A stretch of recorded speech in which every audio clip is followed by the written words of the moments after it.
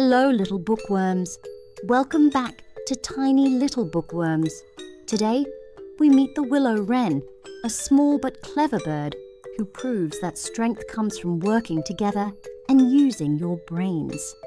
Once upon a time, in a green forest with tall trees and small streams, there lived a tiny bird called the Willow Wren.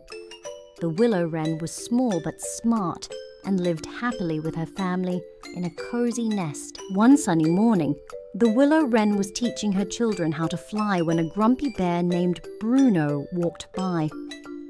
Bruno was known throughout the forest for being mean and bullying smaller animals. He looked up at the Willow Wren and laughed meanly.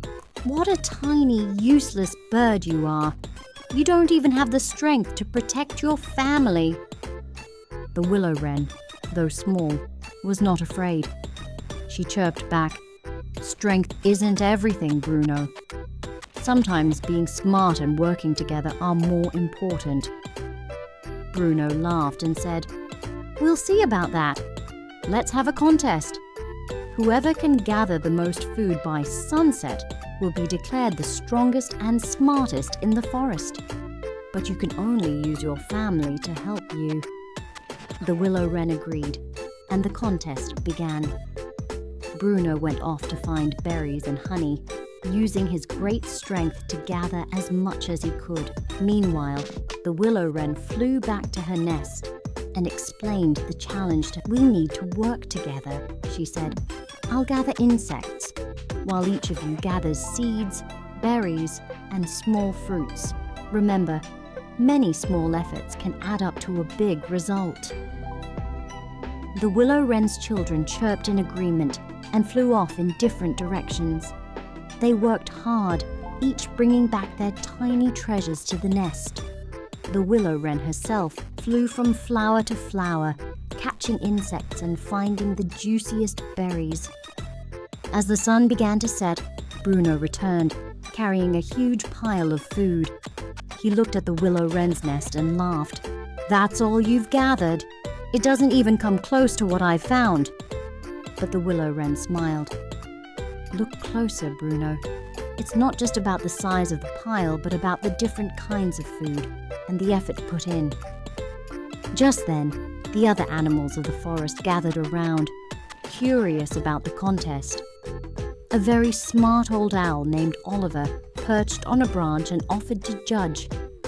He carefully examined both piles of food. Bruno had gathered a lot, but it was mostly berries and honey, with some crushed under his heavy paws. The Willow Wren's pile, though smaller, was full of many different kinds of seeds, berries, insects, and small fruits, all neatly arranged. Oliver hooted. "The Willow Wren and her family have gathered a more balanced and carefully collected pile of food. They have shown great teamwork and cleverness. Therefore, they are the winners." Bruno grumbled, but had to accept the decision. He realized that his strength alone wasn't enough, and that he had underestimated the power of being smart and working together. The animals of the forest cheered for the Willow Wren and her family. They had proven that even the smallest creatures could achieve great things through teamwork and cleverness. From that day on, Bruno changed his ways. He learned to appreciate the strengths of others and became a friend to the smaller animals, often helping them with tasks that required his strength. The forest became a happier and more friendly place for everyone. And so, the Willow Wren and her family lived peacefully, knowing that they had taught an important lesson to all the forest creatures, that true strength comes from working together and using one's cleverness to solve problems. Story 2. The Greedy Bear and the Fish. Once upon a time in a forest lived a bear. This bear was a greedy one. Wherever he went, he wanted the biggest thing. One day, when the bear woke up in the afternoon, his stomach groaned loudly.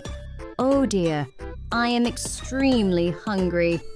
So he decided to go out in search of food.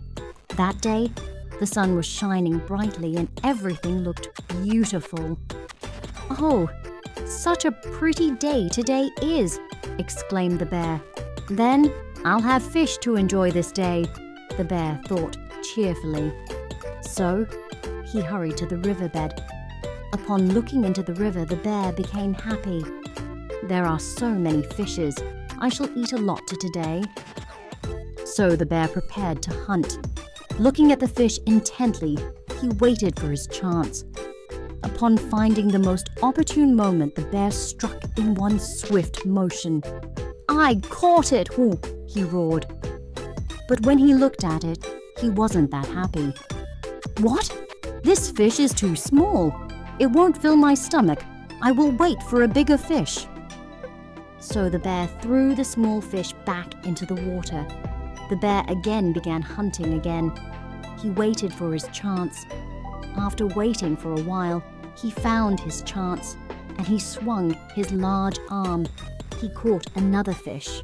"Oh no," he cried. "Even this is too small for my stomach. I will wait for the bigger fish." So the bear repeated the same act again and again. Time and time again, the bear caught the small fish. And time again, the bear let the fish go, always saying the same thing. "I want to eat a bigger fish. This small fish won't fill my huge stomach." In the end, the bear had nothing to eat because he had thrown every fish back into the river. The moral of the first story is, working together and using your brains can achieve great things, no matter how small you are. And the moral of the second story is, sometimes being too greedy can make you lose what you could have had. Thanks for listening.